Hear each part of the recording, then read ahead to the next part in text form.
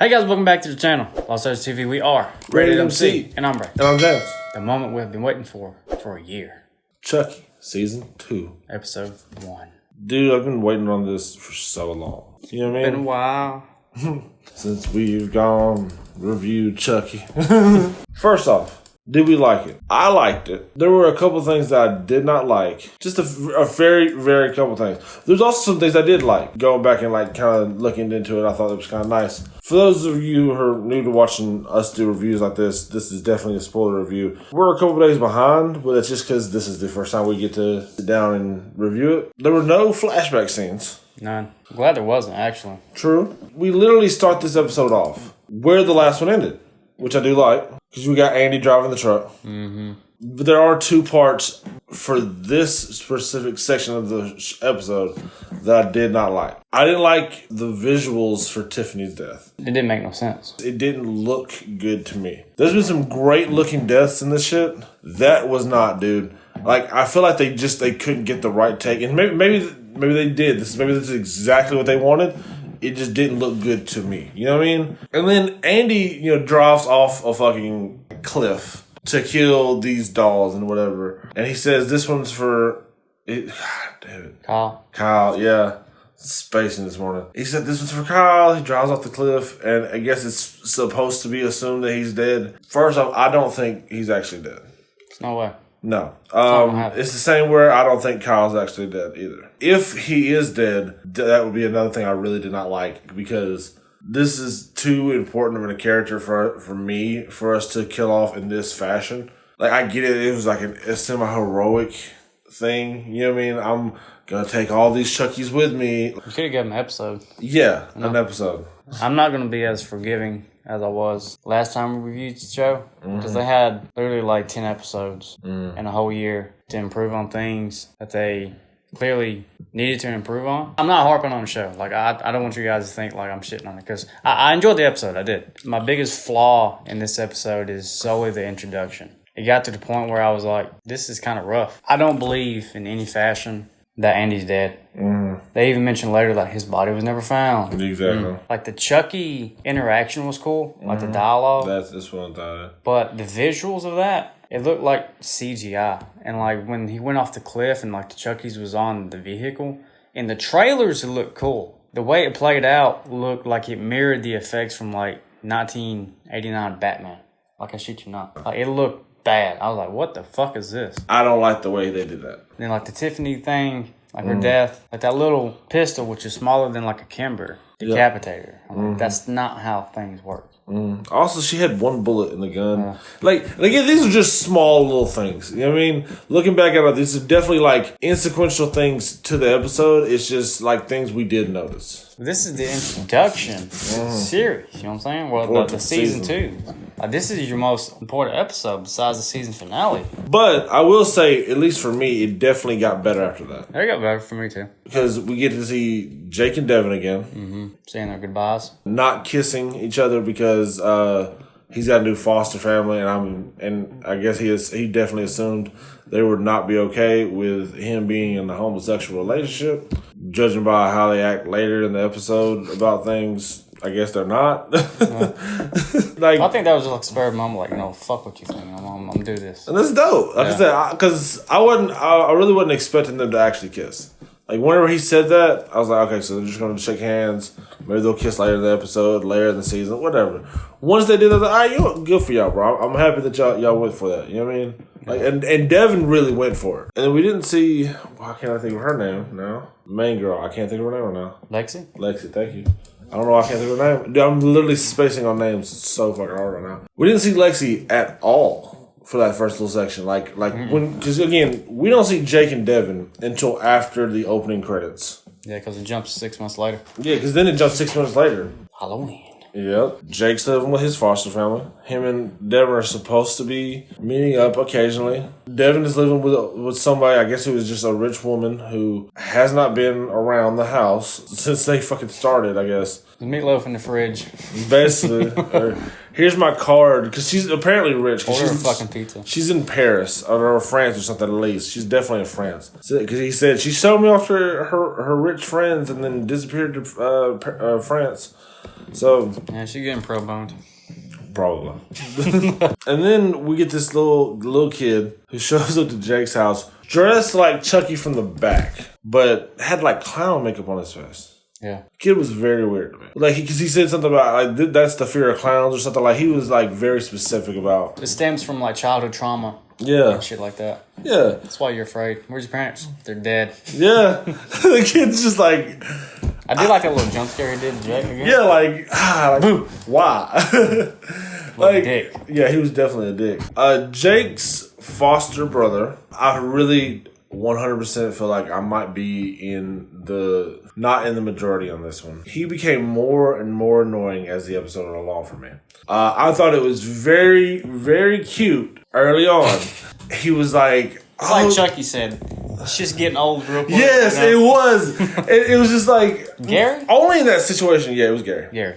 Compared them to Batman and Robin. Jake is Batman, Gary is Robin. They even did Halloween costumes as Batman and Robin. And then Devin calls Jake, dude, where you at? You supposed to come by. He didn't show up. I think he said that it was because his parents really did not like their relationship. That's like a shitty way of like ghosting somebody. Like, it's one thing to say, hey man, I can't come. You know what I'm saying? He was literally in the kitchen cooking for that man. You should be here by now. You ain't even left. Like, you're just not telling me. I was like, damn, Jake. Yeah, that's what you doing, man. That's a little.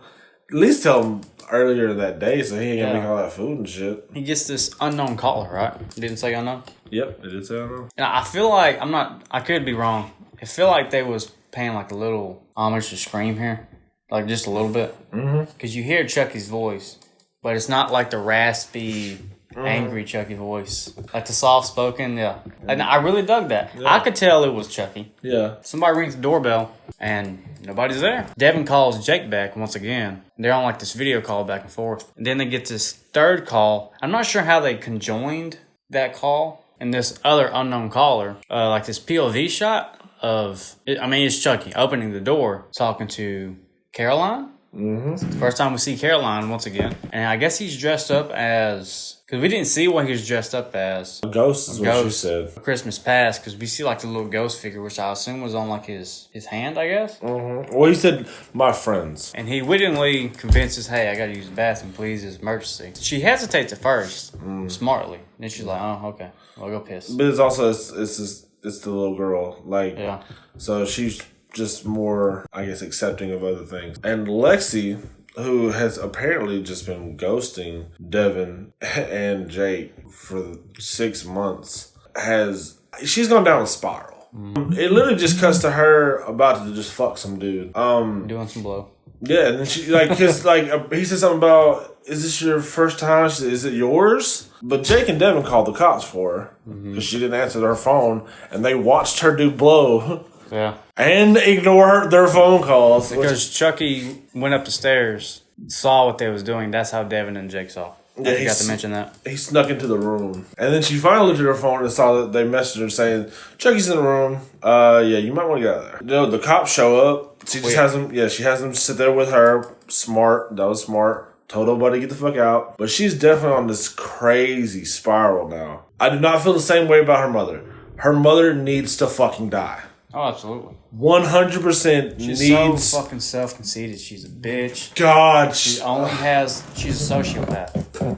She only has an interest in herself and what benefits her. Exactly. Bro, the interview, he said they removed her from office because of this. And now she's rerunning. In what universe do you think they're gonna be? Oh, it's been 6 months. She's probably good. Enough. That's long enough. The interview goes off the fucking rails because the dude said something about Chucky and Caroline. Like, he asked Caroline about Chucky or whatever. I think this is after the therapy session. I'm not sure. Yeah, it's after. She's like, get the fuck out of my house or whatever. Not gonna answer the questions. Like, we have footage of her saying that because she did say that shit. Chucky told me to kill mommy. She had that shit. But there was a therapy session where they were trying to figure out, I guess, everything because Caroline had let Chucky into the house. She openly admitted about Chucky stuff.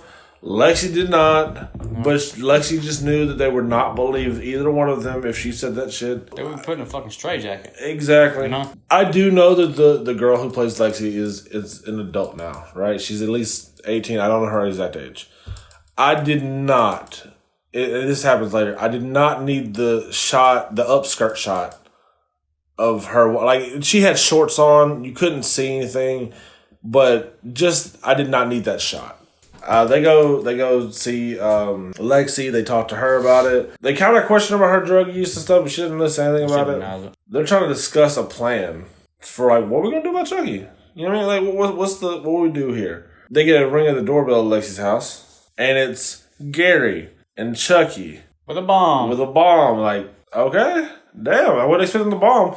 It was a small bomb because apparently it only would, like, kill anybody in, like, a 6-foot blast, which is still deadly as fuck. Bro, as soon as you open the door, Gary started. Holy, like, he was making Batman references, like, holy whatever, we've got a bomb. Oh, listen, old man, Halloween's over. And this dude is, like, legit. This is where it started getting on my nerves, like, bro, there's no way you don't see how serious this is. There's literally no way you don't see how serious this is, Gary. There's a legit bomb. There's a doll that is talking, right? He was okay with it. Like, he just kept making the jokes and stuff about it. Like, he kept making Batman references. Like, bro, stop. Take this shit seriously. I would have much preferred if he'd have been crying at this point. Like, full blown, in tears, snotting himself than that. At that point, I'm like, bro, stop. Plot twist, man. This is hell. And just eternity of fucking Batman jokes. Gary. I wouldn't even mind the Batman jokes if it was normal situations. This is definitely a serious situation, Gary. I know he's a kid. You've got to see that there's like a problem here. Holy hostage, man. Tells him he's going to kill them all at once. This was his plan the whole time. How you been getting around, Chucky? Uber's fucking great. Like, he just... Yeah. He basically plugged for Uber for a minute. That was really dope. They make it a point to tie in this technology and have, like, Chucky use it. Try to be relevant to what's going on today. Smart, honestly. And to be honest, if you think about it, I know it's a funny joke, but it's true. Yeah. Nowadays, it's easier than ever to go, hey, take me here. I'm going to kill this motherfucker. Makes perfect sense. They're waiting for Lexi to come down, but what is Lexi doing? Upstairs doing more drugs. Her mother's drugs. Yeah, her mother does. She's crushing pills and snorting them. And she's literally falling out of it. Devin was able to jump up and tase Chucky and make him drop the bomb. I literally jumped up because I'm at work when I'm watching this because I was at the hotel job that I have where I can kind of sit in the back and watch stuff. I literally watched this little kid run and pick up this bomb and run off with it. And I immediately jumped out and said, why the fuck would you do that? Why? Is it like a hero thing? Is it because Batman and Robin would have probably done that? What is wrong with his parents? Batman and Robin would not work in the real world. You know what I mean? No, they wouldn't. They would fucking die. I hate to say that, but that's real. Day one. They might last a couple of days, but if somebody pulls out a fucking gun, that's it. Yeah. That's it. And Chucky said he only needed 6 feet. He murders himself because what he does is he runs up behind the kid while the kid's looking at the Tiffany doll in the kitchen, hits the button, kills all 3 of them. And now everyone thinks that Jake and Devin and Lexi, Caroline, because I know she didn't get hurt in it because she was not in the 6-foot blast. She was still on the couch. And they blame Jake heavy for it. Kind of Devin and Lexi too, but they really going at Jake about it. But yeah, they ended up at the exact same place where Chucky was from. And what happens when they get inside? Truck delivers a doll-sized box, but we don't see who's in the doll box. It could be Tiffany. It could be Chucky. It could be anything. And that's how the episode ends. Yep. Roll credits. Like, the opening scene was probably the hardest part to watch through the whole episode. There was a few things here and there that kind of was, like, agitating and everything. For the most part, I did enjoy it. I enjoyed it myself. Like I said, it was mainly for me, like, the intro. It's, like, really rough, man. I was like, goddamn. And I hope throughout the remainder of the season, I hope when Chucky has to be brought back, it's not by a fucking therapist or anything like that. Like, it's starting to get to the point where I'm really missing the surprise element in the show. Like, have them fucking talk and have Chucky just jump out of somewhere. You know what I'm saying? Like, I feel like they had to have an explanation why Chucky's there, but they keep doing the same thing over and over. Like, just have him show up. Like, it doesn't make a fuck why. Like, he knows everything about him. He knows where they're going. Like, we've established that already. Yeah. We don't need an explanation. Just give me like a jump scare, like a good moment, you know? Do I think it could have been better as the start of season 2? Yeah. Like I said, it was still enough for me to enjoy and continue the season. But that's our review, guys. We're one episode down. As soon as the next episode comes out, we will watch it. And then the very next day that we're able to record, which will probably be that following Saturday, which is how we're doing it today, we'll do it. That's how it'll probably go for this entire season, because it's on Wednesday. And Wednesday just so happens to be the day that I'm working second shift and Ray's working first shift. So there's no time for us to actually sit down and do this shit. So it's possible. Let us know how you thought about it. Now, what did you think? Did you like it? Is there something you liked? So there's something you didn't like about the episode? What is something you want to see in season 2? There's something we missed. Yeah? Yeah. This is just first watch. Yeah? It's also possible we didn't cover everything that you want us to cover. You know, we don't have a lot of time to sit here and break down every little small spot of the episode. Let's talk about it in the comments. Ray's always on the comments. He will always respond to you. Thank y'all for watching, guys. Make sure y'all like, comment, subscribe. Let us know what y'all want to see, especially if you like watching reviews like this. Try to do this season stuff. We will be as consistent on this as we possibly can be. Thank y'all for watching. And until next time, guys. Deuces. Adios. Let me tell you how it's about to go. Let me show you the towel you're about to throw. This is hip-hop, try to run an on-house war, knock your ass straight out the door. I'm the enemy's epitome, the fantasy, my tendency to mentally give your career the death penalty. I instantly advise you to match my intensity, try to fit my brain like Jackie Kennedy. I'm so tired of the why not, tired of putting MCs in a pine box. You motherfuckers couldn't even hit me in my blind.